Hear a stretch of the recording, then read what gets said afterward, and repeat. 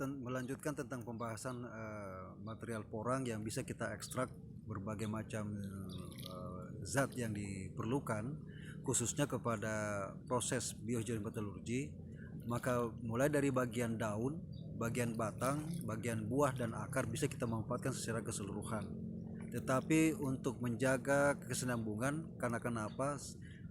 Penanaman porang itu idealnya hanya satu kali. Ketika kita mulai dalam 1 hektar itu 50.000 batang biji porang itu, maka tidak perlu menanam lagi untuk musim panen berikutnya karena kita memanen yang besar. Nah, saya katakan kemudian itu porang seperti juga rumput. Nah, bagaimana rumput ya tidak perlu harus kita pakai polybag segala macam, dan sebaiknya pendekatannya lebih baik organik. Nah, karena kenapa ini saya pengalamannya dengan Pak Supri yang 5 tahun dia sudah bergelut di situ di Batu Rape Goa. Nah, dia hanya menggunakan eco farming, dia tidak menggunakan pupuk-pupuk lain karena memang kondisi tanahnya sudah subur, dia sudah agak berpasir dan seterusnya dan berbatu.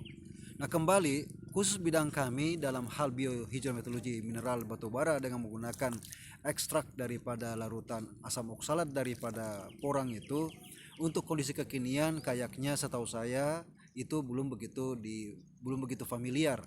Nah, saya hanya melihat bahwa ternyata ada zat selain glukoman yang kita gunakan untuk sebagai tepung dan fraksinasi terpisah antara tepung yang mengandung oksalat dan tepung yang mengandung glukoman.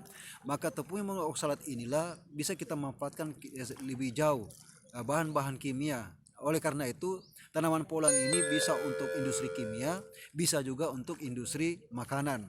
Ini hal yang menarik.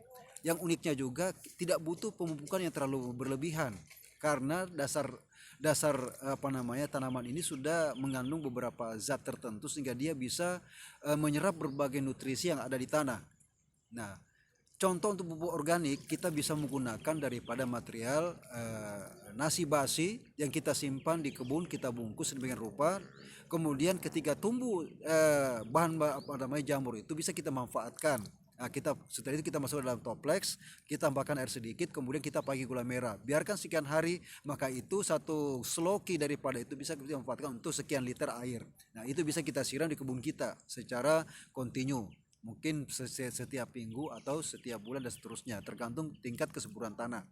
Nah, kembali bagi kami tentang pemanfaatan asam oksalat itu sangat keras atau sangat kuat mengikat logam-logam, baik logam besi, logam nikel, logam tembaga, logam krom, logam mangan dan seterusnya.